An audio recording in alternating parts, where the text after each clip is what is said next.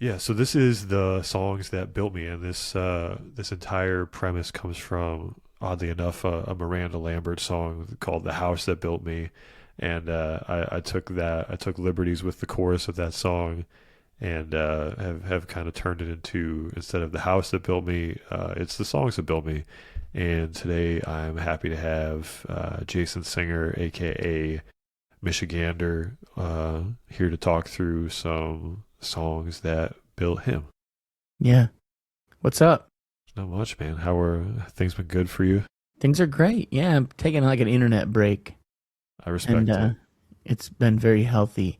Been over on Substack mostly only, It's a good place which to I know be. you're there, I'm there. and it's been pretty sick to Yeah. like unplug. And It's I like subscribe to the New York Times, so I still feel relevant, or I still feel informed without classic. feeling overwhelmed. Yeah. So, yeah, Substack's a good place to be. Unplugging from the internet is harder than anybody would ever expect it to be. yeah, Um, really tough time to like really like reset your brain to like yeah. not need this like constant inundation hmm of stuff. But yeah, man, let's talk about it. Some, two, three songs that you have memories or whatever attached to. Let's get into it. Yeah, I got three. And then they're each from different phases of my life Hmm. that I feel like are formative to me. Perfect. Okay, the first, you want to just jump in? Yeah, let's do it. Okay, sick. The first one is The Hardest Button to Button by the White Stripes. Okay.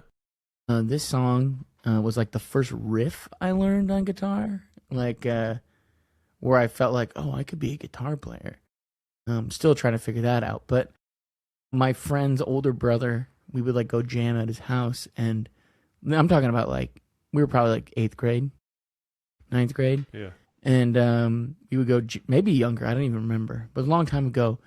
And his brother brought home like this bootleg VHS tape of a show of the White Stripes playing. I feel like I've told this story to some people before, and I was like, they're from Michigan? That's like a band that's here in Detroit, and they were playing at the Magic Stick, and so which is in Detroit, and it was like a video of them playing, and then I just like dove into the White Stripes and all things Jack White, and yeah, that song was like the first song where I was like, where I sat down with an electric guitar and tried to like figure out the riff thing, and Yeah. yeah, I feel like a lot of my stuff even to this day is probably interpolations of that little voicing and riff. The hardest button to button. Which album is that off of? I'm horrible at remembering these details, but I think I should know. That's valid though, honestly. This is some gotcha journalism at the Okay, moment. this is gotcha. This is my life. Gotcha journalism. Or yeah, it's off Elephant. Oh yeah, yeah, okay, Okay. cool. Yeah. Yeah, so that's my first. That's like a very. When you asked me about this, I was like trying to think of like formative songs that maybe have influenced or informed who I am as an artist Yeah. these days. Sure. Yeah, that's the first one I And got now from you. in that riff, like, did you end up, you ended up learning it? Obviously, were you did you cover it as like a band at any point in your life, or I don't think we ever covered it because we no? were just playing out. It wasn't really. It was like we wanted to be a band. Like I would wear eyeliner, Right. but we were just playing in my friend's barn, like Right. behind his house with my Yeah. friend Sam and Spencer. Shout out to them. Amazing. But yeah, we would just jam in a barn at 3 a.m. No one was around. It was cool. Life in Michigan. Love it. Yeah, Sounds like life in life in Michigan. Pennsylvania, honestly. Same thing. Jamming in a barn. Yeah. What's song number two for you? What's the next formative song in your life? Song number 2 for me is I was like a little bit older than I was when I just mentioned, and I remember going to Family Video. Oh, I don't know nice. if that's like a chain. Is that a chain? I That's don't know if probably it's a chain, but we had Blockbuster, Yeah, Hollywood yeah, yeah. Video, It's those types of okay. things. It's like a similar movie rental Yeah. place. You could rent video games, Oh yeah. and I remember going into the video game room at Family Video in off of Gratiot in Saginaw, and I remember trying to rent like Medal of Honor, probably. Classic. Medal of Honor Rising Sun, Yeah, probably. what a game. And great game. Yeah. They really fell off. Then Call of Duty took over Yep. for Medal of Honor, and now Call of Duty sucks. Yep. But it's all about Arc Raiders I nowadays. know. Are you playing Arc Raiders? I am. Oh my gosh, we should play. Yeah.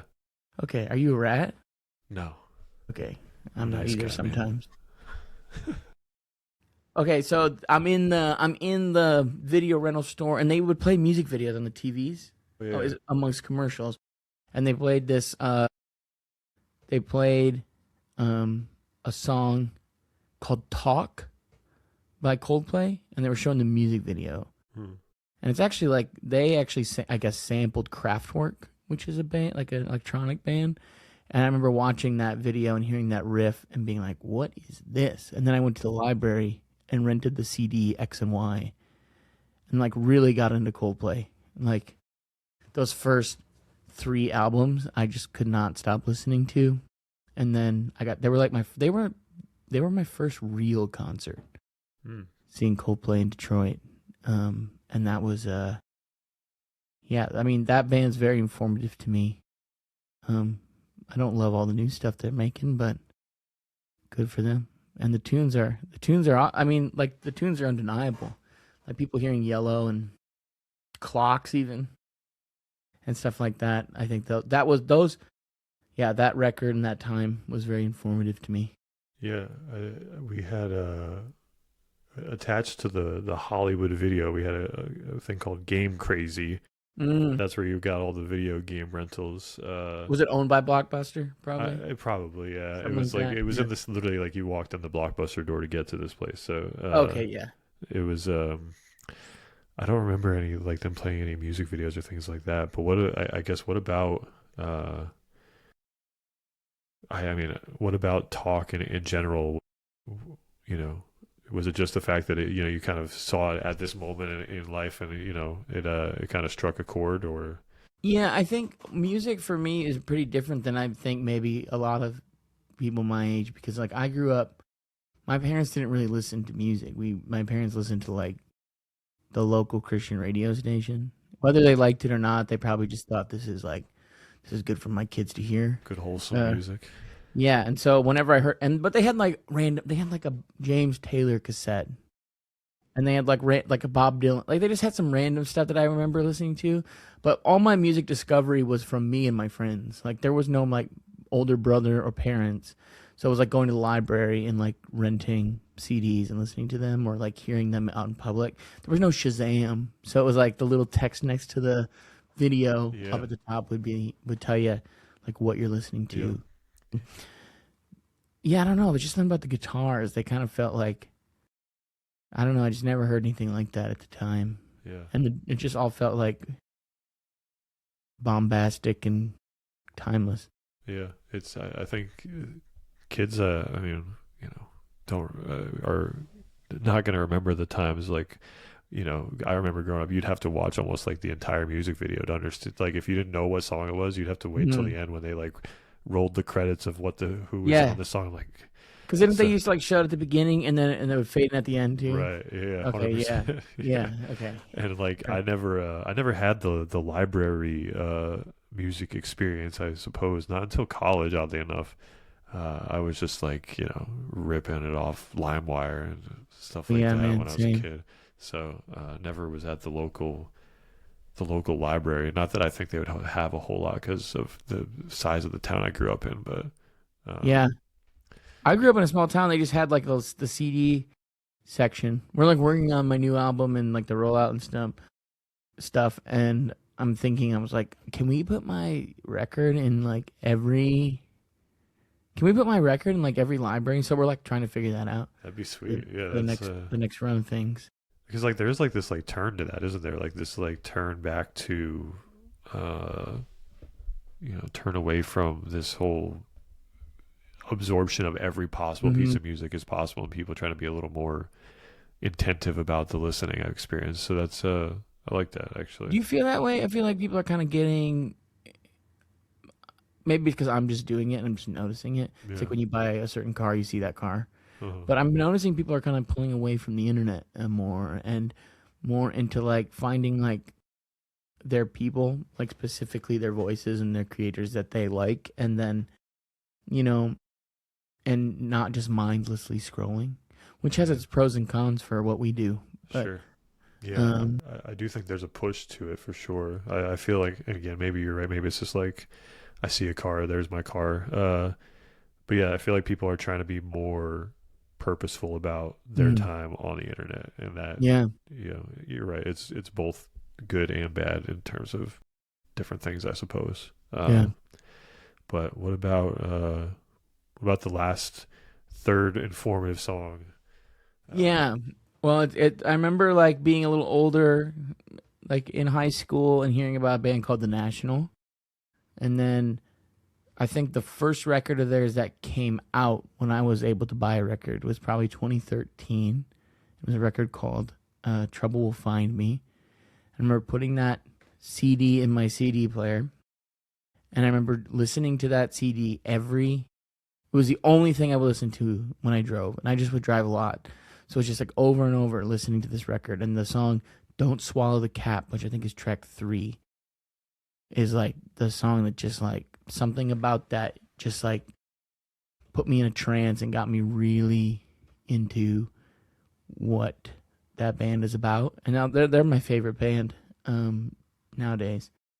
But yeah, that song, something about the drums and just like the rhythm, I never heard anything like it besides from their earlier work, which I was like familiar with. But that was like that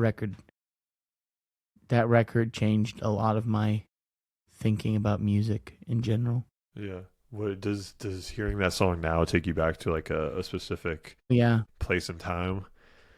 I think yeah, I just like think about like my first time going to like a real music festival and thinking like, oh, it would be cool to play this, and then getting to play that festival multiple times since then. Like I went to see the National and Shaky Knees, and we've played there twice since I've seen them, and like every time it's just like, this What a is cool so full circle bizarre. moment. Yeah, Yeah, I could like find emails probably of me emailing Tim, who runs that, yeah. back in like 2014, being like, "Can I play?" Right. But yeah, Yeah. it was uh